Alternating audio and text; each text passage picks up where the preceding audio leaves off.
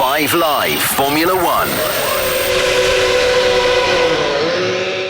Max was mighty last time out in Monza, but can he make it 2 in a row? Or, after that controversial McLaren moment, can they make it back to winning ways and wrap up the Constructors' Championship? Welcome to the land of fire. Welcome to Baku. And welcome to the Checkered Flag with me, Jenny Gow, Andrew Benson and Jolyon Palmer. Gentlemen, Baku, love it or hate it? Neither. Oh, indifferent. That's what I like to hear. I mean, it's not one of the top 3 races, is it? Nowhere close, but it produces loads of action quite often because of that long straight and low downforce settings. So the racing can be sort of a bit harem-scarum, which is, exciting, but it's not a classic, not for me anyway. It's not exactly Marmite, is it? It's not one of those ones where you either love it or you hate it. I'm so indifferent to Baku as well. It's all right. You get some nice races there, but you equally don't always get the chaos the nature of the circuit should provide. There should be good overtaking chances, big braking zones, street circuit, quite narrow in places, massive long run into the first corner. It's all right. It's all right. I feel like the stage is nicely set for a Baku trip this year. Yeah, I think so too. It's a track that we first visited in 2016 as the European Grand Prix. Jolyon, you competed in that one. And you competed in the next one, the actual Azerbaijan Grand Prix, which you had to retire from. Awkward. But I think after 16, it got better and better and better. And I don't think, Jolyon, that was just because you weren't there anymore. I think actually... Yeah, the fewer laps I competed in it, the better the race got. Look, 16 was dire. Everyone played it so safe. And then every year after that, we've had incident, drama, safety cars, controversy. I think it's going to deliver this time out, Andrew. I can't predict the future, so I don't know whether it will or not. What I can say is that probably the best overtaking move of last season won the race last year. Oscar Piastri did an outstanding job to pass Charles Leclerc and take his second victory, I think it was, wasn't it? So, those sorts of things can happen in Baku. You can have big incidents as well, like Carlos Sainz and Sergio Perez crashed together coming out of turn 2. And I think with the intrigue this year is, was Red Bull's Monza renaissance a one-off, or will it be carried on into this weekend? And I've got a sneaking suspicion that they look like they're going to be quite strong. Oh, intrigued. Yeah, no, I think last year's Baku was my favourite race of the season, actually, because of the move that Piastri did to win it. You had Norris, conversely, coming from the back of the field, charging past Verstappen at the end as well. And also, Baku's the sort of place where there has been a lot of big moments in the past. Do you remember Sebastian Vettel and Lewis Hamilton coming to blows, or Vettel running into Hamilton in what must have been the 2018 edition of the race? We had, obviously, Verstappen's tyre blowout, Hamilton's brake magic in 2021, equally big drama for the championship. We've had surprise winners as well, Daniel Ricciardo winning from 10th in 2017. So with the championship just bubbling away where it is, a few points here or there, obviously a big swing towards Piastri in Zandvoort, but it feels like the sort of place where you could get a defining blow one way to Piastri, or it comes right back together for Norris. Well, if we look at the championship, as you say, Piastri leads the way on 324 points, 31 points ahead of Lando Norris. He closed the gap a little bit, Andrew, last time out. He did, yes, and he was definitely the stronger McLaren driver in Monza, which was important for him. The unfortunate thing for Norris was that Verstappen was stronger than both of them. Actually, having Verstappen in the mix could help Norris in one way, and Norris has been talking about that today. If Norris can win a race, for example, and Verstappen is second with Piastri third, then suddenly that's a 10-point swing rather than a 7-point swing, and he's got 31-point deficit to close, and the races are ticking down now. 31 points is quite a long way, so it does need the sort of big swing that Jolyon's talking about, and it is, as he was saying, one of those tracks where things can go wrong for drivers, as they did for Norris last year, in fact. I actually think Norris could have put up more of a fight against Verstappen in Monza. I think all of the talk is Norris and Piastri, second and third. There's the controversial swap at the end. I'm sure we'll get into that. But when you actually think of Norris was winning the race, at one point he had a second margin over Verstappen. It wasn't quite enough to break away from a DRS zone, and that allowed Max to come back. But I thought Lando's qualifying was very good. to get the last lap. I mean, it was actually a pretty dodgy qualifying until the final lap of Q3, which historically hasn't gone that well for him this year. But with the championship in the balance, he delivered a really good lap to get on the front row, then delivered a brilliant start, kept his foot in, was aggressive and pretty much perfect at the first chicane. So he had the lead of the race, and he kind of had counteracted two pretty solid weaknesses of his so far this year, or even going back to last year with the race starts as well. But the way that Max then went around his outside, with less downforce, outbraking him, getting around the outside nice and cleanly, yes, Red Bull had the better car, but they weren't that far clear. You know, there was a few laps in a row where it's sort of 0.3, 0.2. The gap went up to about 6 seconds. But if Lando could have just quelled the attack early on of Max, we know that he loves to just give it the beans straight away. He will rip through everything in the first few laps to get that clear air. We've seen it a few times this season. In Montreal, massive tyre deg with it. Barcelona, similarly. But actually, if Lando could have just hold on a little bit longer, I wonder if he could have kept Max at bay, and then he would have had that 10-point swing back to Oscar, which will be the holy grail for him this weekend if he can possibly get it with Max or others in the fight.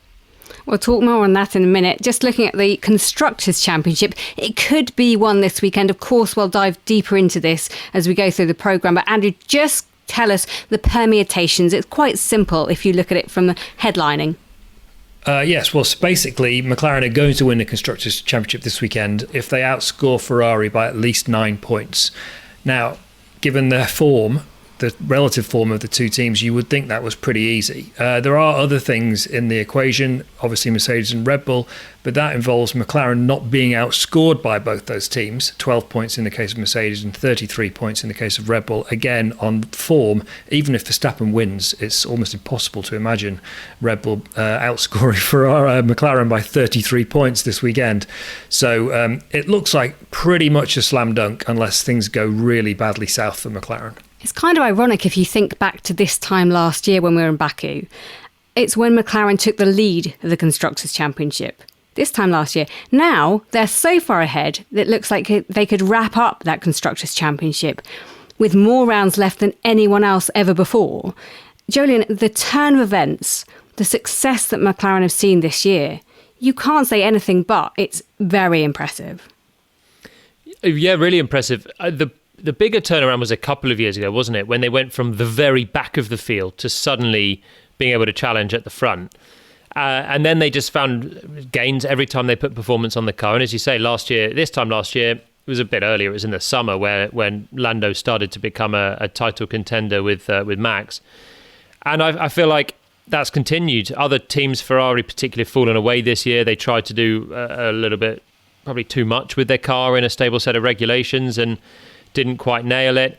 And McLaren just keep finding performance every time they think they're going to be bringing something to the car, and it's working. On top of that, Oscar Piastri has hit the form of his life this year as well, which he's definitely taken his game up, which means they've got two drivers that are capable of beating everyone. Yeah, I mean, it's extraordinary, isn't it, what they've achieved in just 2 years. You know, take it back to the start of the 2024 season, Verstappen was completely dominating. That's only last year. And then it got to Miami, and McLaren got onto Red Bull's level, but then Verstappen still carried on winning races for 3 or 4 Grand Prix, and suddenly then McLaren became the team to beat. And that step has come, as Jolien said, from 23. Basically, the Austrian Grand Prix in 2023 was the turning point for this team, and that turning point was an upgrade, and that can be dated back to when Andrea Stella became team principal in December 2022. And he was obviously appointed by Zak Brown. So the collective job that Brown and Stella have done in that really short period to turn them from starting the 2023 season basically as backmarkers. They had a terrible first few races in 2023. Until that upgrade in Austria, basically, in the mid-season, to go from being close to the back of the field to being the most dominant Constructors' Championship victors, probably it will be this weekend, ever. It's almost unheard of to have this kind of turnaround in Formula One. And although we've told this story a lot now on various BBC outlets over the last year or so, it still doesn't get any less remarkable what they've managed to achieve. Absolutely agree. Rarely, but this time do. Jolien, I have been dying to speak to you for many reasons, of course, but most importantly, because I want to find out your opinion on what happened at McLaren last time out, the fallout from Monza, as we call it. So tell us, you always like to call a spade a spade. Should they have swapped positions, or should they have left it to battle out on track? Thoughts? I think I would have left it to battle out on track if I were there. Obviously, it's a controversial decision, and either way, it's going to be making headlines, because either way, you've got either Norris slow pit stop gifts Piastri the points, or you've got literally McLaren team orders gift Norris the points. So either way, it's uncomfortable. But I think you can almost take it back to the decision before the pit stop as the moment, because McLaren have gone on, and Andrea Stella's talked about the sequencing of the pit stops a lot. But you can take it to that point and think, well, hang on. They gave Lando they wanted to pit Lando first. We heard him on the Will Joseph on the radio, his race engineer, saying, come into the pits. And Lando said, well, hang on. Do you want to pit the other car first?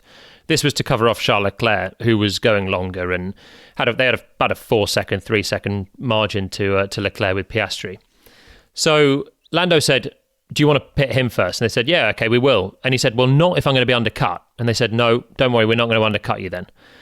But that's a real privilege to give a lead driver when that's not been the way that McLaren have been racing so far this year, to guarantee basically position through the pit stop phase, when that's a chance for Piastri to try and put some pressure on his title rival. You know, there's only 3 seconds between the two McLarens at this stage as well.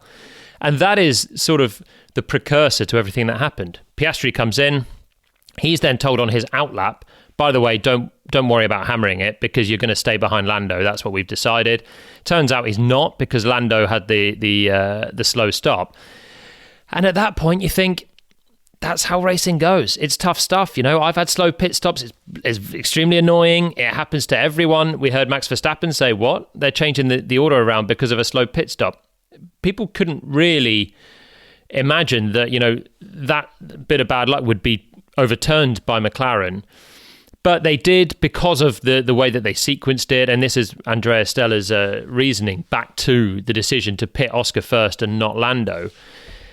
And I mean, McLaren have played it off as pretty nonchalant. Oscar said, you know, fine, I was the second best driver on the day, and I finished second of the two. And that's absolutely true.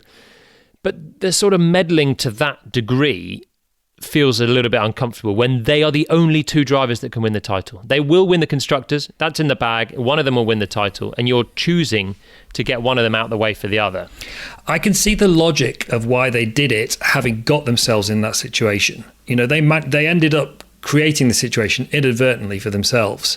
You know, there's no question, and Piastri agrees with this. He made the point himself today that he didn't deserve second place on pace. Norris did. He wasn't quick enough over the course of the weekend. So having made the decision to mess about with their pit stop order, because normally the lead car gets priority, having made that decision, and then something that Norris couldn't control, but no one could control it, but certainly the driver couldn't. The team made that decision to do that. Then the team messed up by making a long pit stop. I can see the logic in then reverting the positions. The problem was that I don't think they needed to overcomplicate it in that way. And they still haven't explained why they did. So I had two goes at asking Andrea Stella this after the race, and he didn't really answer the question either time. Why did they feel the need to stop Piastri first? Now, they said it was to do with Leclerc, but to me that 4 second gap is too much. They don't need it. There's too much comfort there. They could have stopped him second and still been really comfortable with Leclerc, unless he had the slow pit stop, but they can't know that in advance. So there must have been another reason which they haven't been prepared to explain. And now, after the race, Stella said that he would review it with the strategy team and they would decide whether it was the right call. And I've not had a chance to speak to Stella since then to ask him why that was. McLaren are being a bit vague about it, but the only conclusion I can come to is that they did it because of the risk of a safety car. They didn't want, Norris didn't want the situation to happen where he comes in first, then there's a safety car on the next lap, and that gives Piastri a quicker pit stop, and that jumps Piastri ahead. But to me, there's too many levels of decision making there. Why make it so complicated? Just do the race, make the pit stops in the right order, job done. And then they wouldn't have to be in this situation of reverting cars and all the rest of it. Just simplify it. So that seems to me what it is. It's an overcomplication that didn't need to happen in that race. I think, and maybe I'll change my mind when I get to talk to Andrea Stella at length about this, which I'm sure I will in the future. It just hasn't happened yet. But right now, it doesn't make sense to me, that particular decision-making scenario. But I think your sense is right, because that's why both drivers went long anyway. They did a strange strategy. It meant that Verstappen won the race by nearly 20 seconds because they both went all out to try and luck in on a safety car. And there was gravel around the track. There was chances of things going wrong. There was a collision between Behrman and Sainz at the time. And so there were chances of a safety car. And if McLaren had have gone way longer than Verstappen and then pitted under safety car, they would have had a good chance to win the race. So that's why they got themselves into the mess in the first place.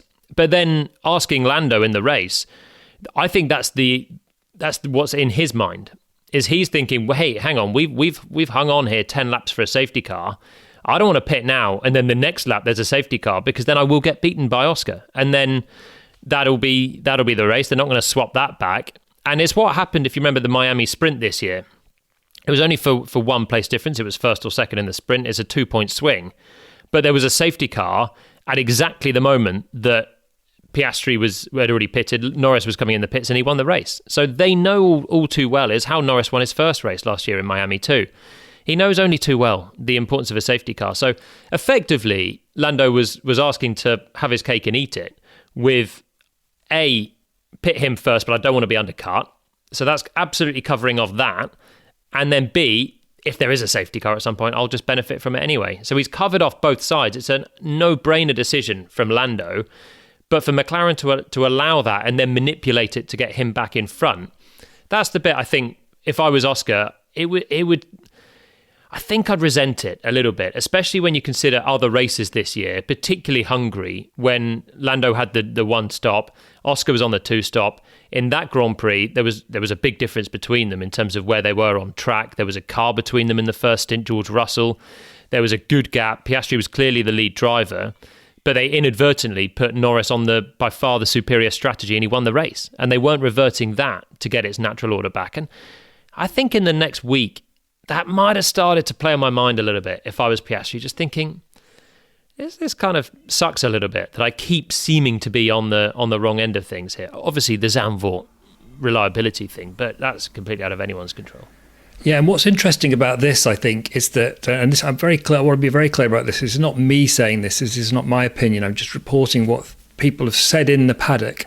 There's a bit of a groundswell in the paddock at the moment about people saying it feels like McLaren are favouring Norris a bit because of exactly what Jolyon's talking about. I spoke to another senior member of another team about the Hungary situation, and he said he thought, in his opinion, it was very unfair of McLaren to allow Piastri to get beaten by Norris in the way that he was in Hungary, because Piastri was the lead driver there. He'd had the good first lap, Norris had a bad first lap. He ended up back in 5th place. And he kind of fell into that one-stop strategy. Even when they initially extended his stint, they weren't planning to do a one-stop. They were planning to do an offset 2-stop to give Norris some leeway to play in the race. But it ended up becoming a one-stop, and that ended up with him beating Piastri. And they see that as fair racing within McLaren, that because each driver is allowed to choose their strategy to try to beat the other in this concept of fair competition within the team, as long as they comply with the team's accepted practice, if you like. But Jolyon's right. You could see from Piastri's point of view, and this is the point of view of other people in Formula 1, as I say, that doesn't sit quite right with some people in F1, and you could apply the same logic to this situation in Monza as he just described. So I don't know, I'm not privy to this internal workings of McLaren, but every public utterance they make, whether it be certainly in on-the-record situations, and when you talk to them privately, there's no sense of any kind of favouritism being brought into play here. Quite the opposite, in fact. They're constantly talking about fairness and equity. But in the paddock, people are going, it feels like they're inadvertently favouring Norris, even if they don't mean to, because of situations like that. I'd be interested to hear what Jolyon thinks about that. Well, I think that will work in Piastri's favour, because you want to start to put the seeds of doubt into, even if the rumours are just there in the paddock, then McLaren want to be extra careful that they're not favouring Norris. So all of these things just play into the back of your mind. Sainz got a penalty in Zandvoort that he thought was particularly harsh, and the stewards have since agreed and rescinded it. But then he got involved in an incident in Monza, which Ollie Behrman got penalised for. And I thought, well, hang on, how on earth is that? But I think because Sainz had been so vocal against his penalty the week before, the stewards didn't want to give him the penalty last time out. And you feel like that can happen on any level in life, pretty much, to try and keep fairness. You've got 2 kids. You happen to give one this or that toy or whatever, then even if it's an accident or it's by chance or they've deserved it, the next time you think, I've got to try and keep things fair. So you give the other one maybe a bit of a leg up. And so Oscar has to try and use this to make sure he at least doesn't get disadvantaged again in the next 8 races. The other one I was thinking is, do you remember Spa, Andrew? And Oscar had the first pit stop. He was the lead car. And then the next lap, Lando pitted. And again, Will Joseph came on the radio and they went quickly, instinctively for the hard tyre to go to the end of the race. And it was a strategic difference that his side of the garage were allowed to make to try and beat the other side of the garage. And it was actually the better tyre. Again, they managed, it was by chance, a bit like Hungary, that they managed to get it right just by trying to do something different. So I think if you're Oscar, you're just thinking, hang on, when I'm the second driver, why am I not allowed to try and do something different in this case? The answer, I would say, is going to be, if you speak to Andrea Stella, will be because actually Max Verstappen was winning the race and they were trying to win the race. Whereas in Belgium, in Hungary, they were winning the race, so they allowed them to fight. So that's what McLaren would argue. But I still think if you're the second driver, you're thinking, why can't I do something different and try and overtake the first driver when I'm behind? Well, let's hear from Oscar Piastri himself. Tom Clarkson was asking the questions and said, had he had any further thoughts since Monza about McLaren's decision to swap the cars? I mean, naturally, there's been thoughts, yes. We've had good discussions with the team. Obviously a highly talked about moment, but we've had a lot of discussions, clarified a lot of things, and we know how we're going to go racing going forward, which is the most important thing. So what's happened is done, and I'm excited to go racing here. Look, any changes going forward? Are you expecting less interference from the pit wall once the Constructors is in the bag? Not necessarily because of the Constructors' Championship, but I think we've again had a lot of discussions about how we want to go racing, and a lot of that is to stay for us because ultimately if we give out that information, then we become very easy targets to pick off because everyone knows what we're going to do. So that's all very aligned with all of us, but it stays in house. Look, one further question from me on this. If it had been for the win at Monza, would you still have given the place back? But it wasn't, Tom, so I don't know. It wasn't in that scenario. Would it have made it a bit more difficult? Probably yes, but I don't know if the outcome would have been different, but I'm not planning on finding myself in that position. They are so aligned. I love that word. And the parity between both drivers and McLaren, they've got their thoughts together. Can it last, Jolien? Yeah, I can't believe he didn't just say, of course I'd have given the place back. Of course I would have done. Don't even try and make it tricky. It's not a case that's come up. Hey, I don't think I would have given up a Grand Prix win for that, but I don't know if he would either. But just say it. It's done and it's not happened. Norris did give up a Grand Prix win, didn't he, in Hungary last year to Piastri in exactly the same scenario, effectively, as Monza 2 weeks ago. So, I think it's really fascinating. The most fascinating thing, in some ways, about this championship battle is how well McLaren have managed to keep a lid on this, how they've managed to get the drivers to buy into this idea that we're all in this together, we're all together for a long time, therefore we all have to stay in a good relationship, and they've been able to keep the competitive tension there without it boiling over in the way that things usually do when two teammates go for the championship. You don't often get two teammates going for the championship together, but when you do, it's usually total fireworks. You know, it happened at McLaren with Fernando Alonso and Lewis Hamilton in 2007. It almost broke the team apart that year. It got so difficult. Same with Alain Prost and Ayrton Senna in 1988 and 1989. They fell out really badly, Prost and Senna, and then Prost fell out really badly with Ron Dennis, the team boss. Nigel Mansell and Nelson Piquet at Williams in 1986 and 1987. Hamilton and Rosberg at Mercedes in 2016, 15 and 14 before that, exactly. This is the first time, actually, I can think, really, certainly in the modern era of Formula One, where two teammates going for the championship hasn't ended up with them hating each other, basically. Yes. And it's remarkable, and it says a lot for, first of all, the characters of the two drivers, but especially for Andrea Stella and the way he's managed that team and got everyone to buy into his philosophy and his culture. And I guess the drivers are looking at it and thinking, well, it's because of Stella's approach to culture that has enabled McLaren to come up so rapidly in the way I was describing a few minutes ago. And therefore, maybe we want to play by the rules, if you like, because of that, because we owe him so much. Even so, in the context of the competitiveness of Formula One and the intensity and how much it brings out of all the competitors in it, it's still remarkable to see them not having fallen out yet. It's impressive on a management level, I have to say, that they have managed to keep their drivers in check, respectful of team orders even at this stage.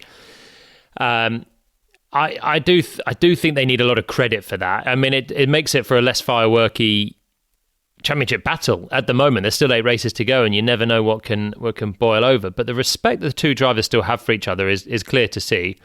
I think for Norris it's probably a bit harder because he's been the team leader for the last 2 years. He's been a little bit in the shade this year by Piastri. I think Oscar's been the stronger driver up until now, and that's why he's got the championship lead, with obviously the reliability in Zandvoort playing its part. But I think for Lando, I think he's been very magnanimous this year at having kind of been usurped as the de facto number one. They're now on an even keel. They have the best car. One of them will be champion.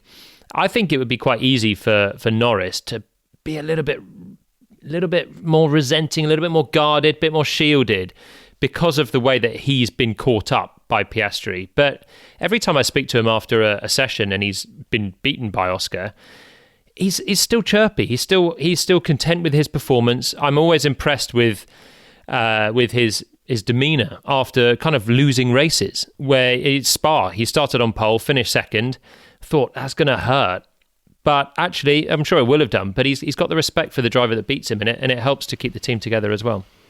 Well, let's hear from Lando Norris, who is looking to reduce that 31-point gap to Piastri. I mean, I'm doing everything I can every weekend. I have been for a while.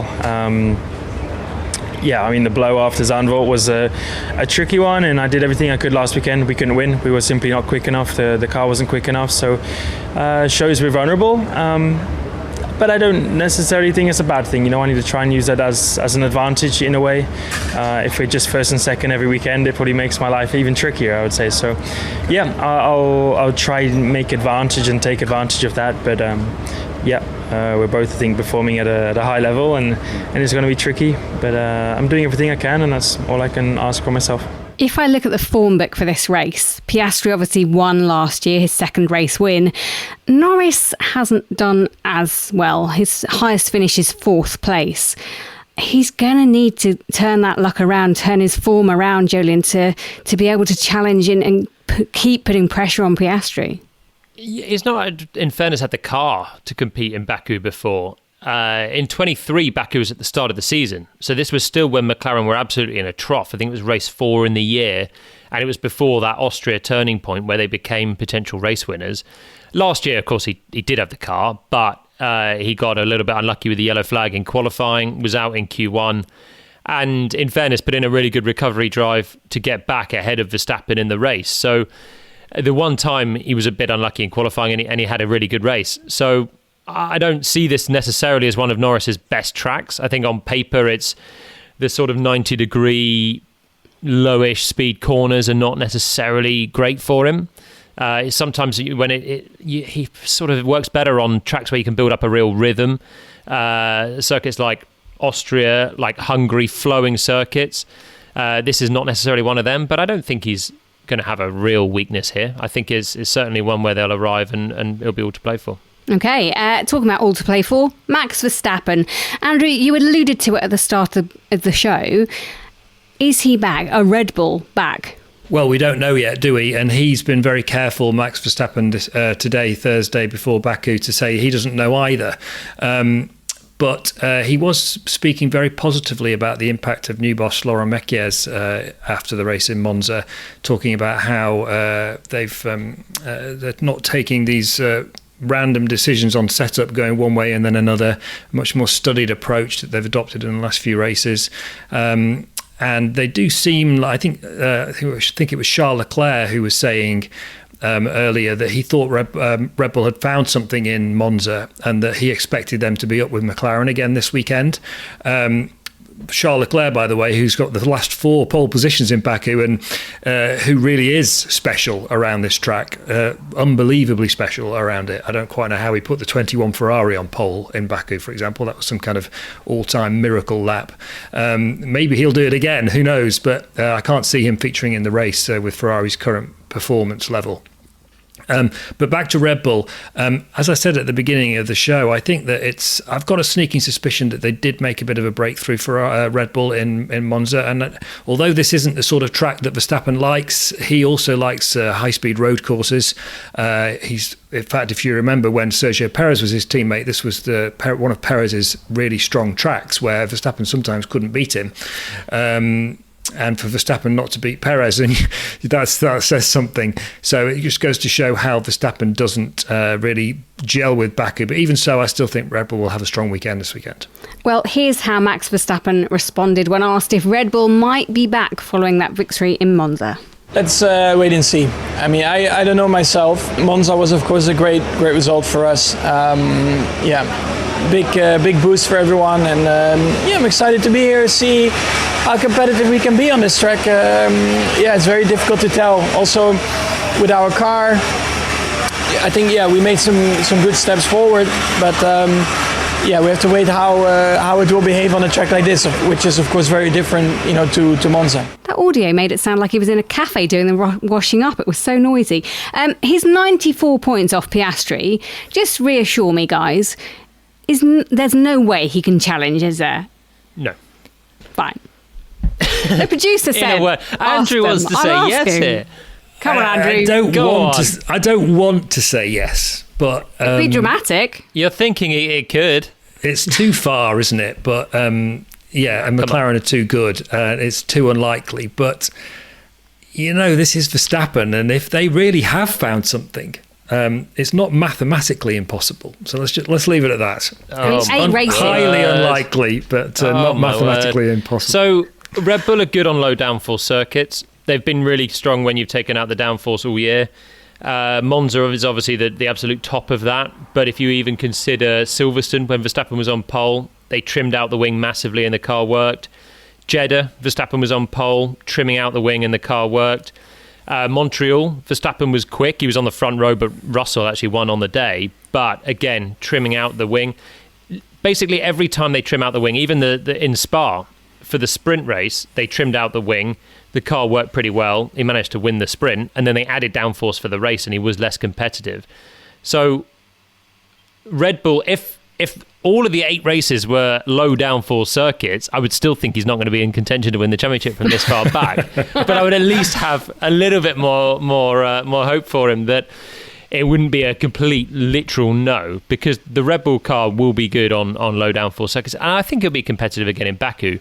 But when we come back to Singapore, higher downforce circuits, I just can't see him being competitive with McLaren. Yeah, I mean, just doing the maths, Jenny, of course, it's not mathematically impossible, but it's mathematically highly improbable because you'd have to gain so many points each race on average to do it. It would be one of the all-time greats. It's not going to happen. And imagine, after all of this season of the team orders controversy, 6 points swing in McLaren, and Verstappen just comes and gazumps them all in Abu Dhabi.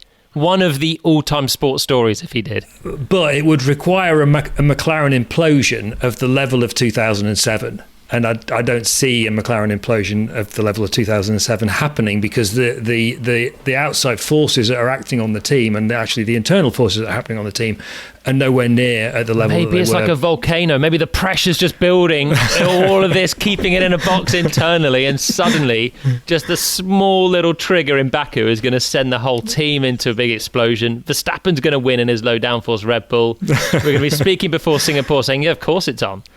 And of course, Baku is a scene of so many moments. We've already said at the top of the show, when it's confrontational, it causes all sorts of chaos. This is a perfect place for it to blow up, surely. Right, enough of our ponderings. Ferrari, Mercedes. We've talked about Ferrari and Charles Leclerc. Are you writing him off, Andrew, even though he might take pole? I believe. Jolyon. Don't let Andrew naysay Charles Leclerc out of a Baku Grand Prix. I wouldn't be surprised if he's on pole position. Not at all. He's I don't know how he does it around Baku. Jolyon can maybe say what it is about his driving, but he's just unbelievably quick on a qualifying lap around Baku. But he's a street circuit specialist, isn't he? His Monaco form is also a joke. The amount of home poles he's taken there, and a Monaco win, but the qualifying form, even this year, getting the Ferrari on the front row, nearly pole again. Remember Singapore? How good he can be around Singapore. Some of his greatest, I think 2019, he put in a mesmerising pole lap then. He is so good at dancing the car on the edge. He likes a good front end. He likes a pointy car, which is naturally gives you a good chance on a street circuit, where it's all about rotating the car.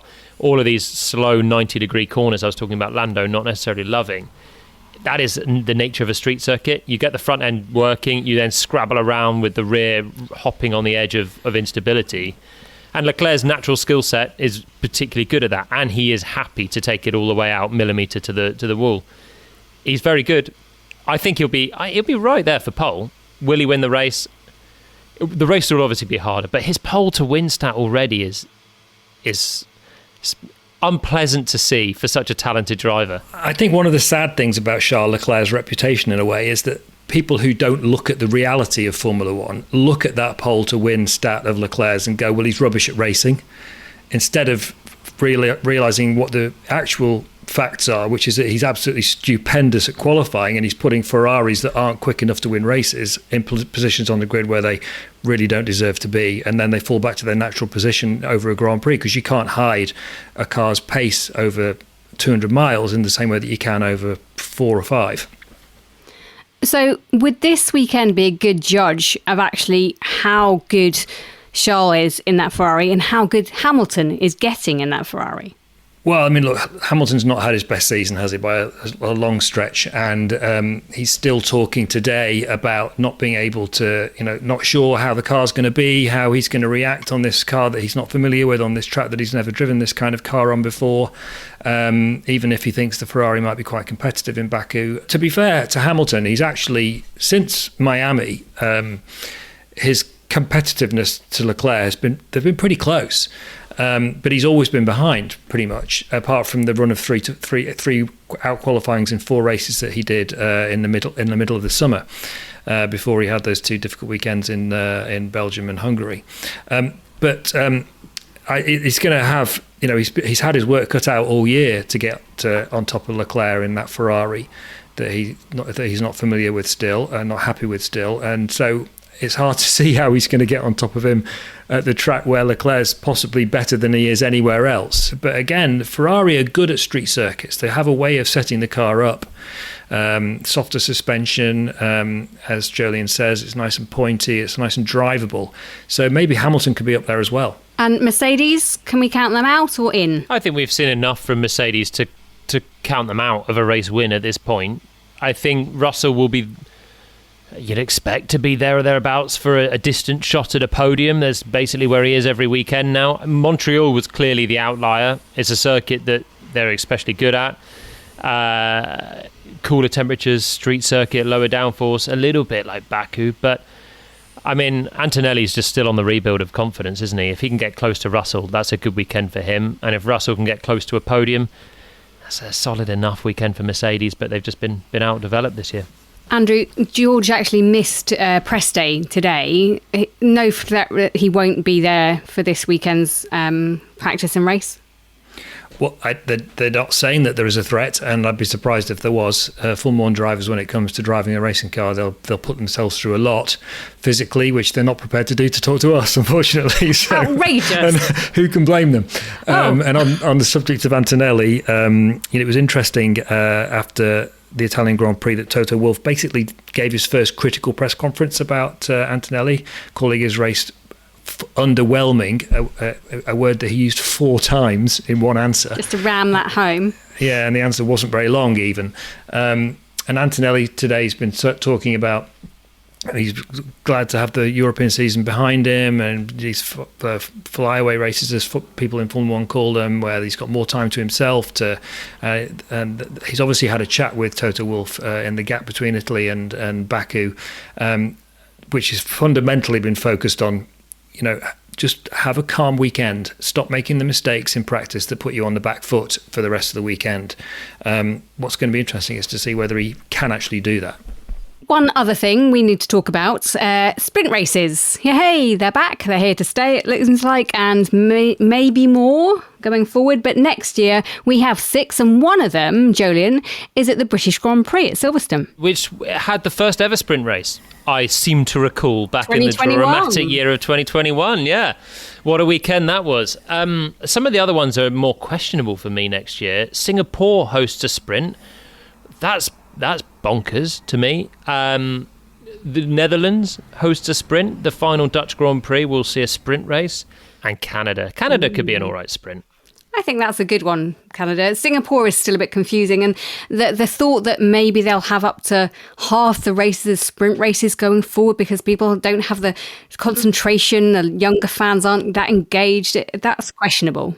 I think there's a slight concern here where commercially sprint races work for Formula One because more people want to watch a sprint than an FP2, and more people want to go to watch a sprint at the circuit than watch a practice session because it forces people to be on track. If it rains in FP2 or FP3, no one runs.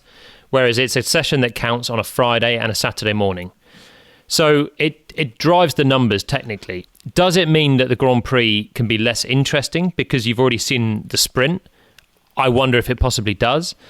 And if you have potentially really boring sprints next year at circuits where it's nigh on impossible to overtake without a strategy difference, aka Singapore and Zandvoort, you could really water down the quality of the racing. So the sort of search for top level numbers versus keeping things interesting, there's got to be a balance here somewhere. And obviously F1 are trying to push it towards the top level numbers, getting more people to the final Dutch Grand Prix. I don't think it was absolutely packed through the weekend. I was there this year, and I think Friday seemed a little bit down on numbers. It's been a really well-attended race, obviously, with Verstappen in the past, but maybe they're trying to give it a big boost for the final one. But it will be interesting to see if, how they create the entertainment on those circuits. Yeah, it's pretty clear what the direction of travel is. There's going to be more sprints, and it looks like they're thinking about doubling the number probably in the next couple of years to make it 12, which would be half the races of the season. I actually think the other way around to Jolyon. I think that if you have I think the sprint in many ways makes the Grand Prix more interesting because the sprints can be quite boring. So when you add a 200-mile race with pit stops and strategy and all the rest of it, it just goes to show what a Grand Prix can be and why the Grand Prix is so important and why the Grand Prix should be the length that it is. On which subject, by the way, it's worth pointing out, I think that I think from what I'm hearing from within F1, Stefano Domenicali was kind of led by the question, if you like, in the interview that he gave before the Monza Grand Prix, which everyone jumped on as if to say there's going to be shorter Grand Prix. I don't think there really are. It's more about increasing the number of sprints. So I completely agree with Jolyon on that topic in the sense that I don't understand Singapore. It can only be a money decision. Singapore must have wanted a sprint badly and paid for it because it's completely the wrong track to have a sprint. It's like having a sprint in Monaco. It'll be a procession. Yeah, exactly. Be a demonstration on a Saturday.